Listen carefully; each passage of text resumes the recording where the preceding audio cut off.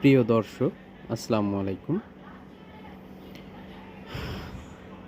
দেখুন, জীবনের সময়টা ক্রমশ আমাদের থেকে চলেই যাচ্ছে,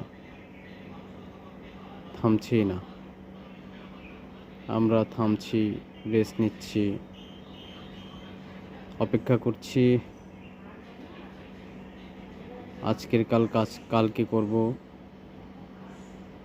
আজকে না কালকে থেকে শুরু করব।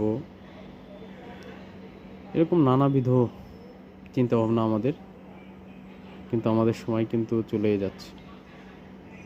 এক সময় থেমে যাবে আমাদের জীবনযাত্রা, কিন্তু সময় থামবে না।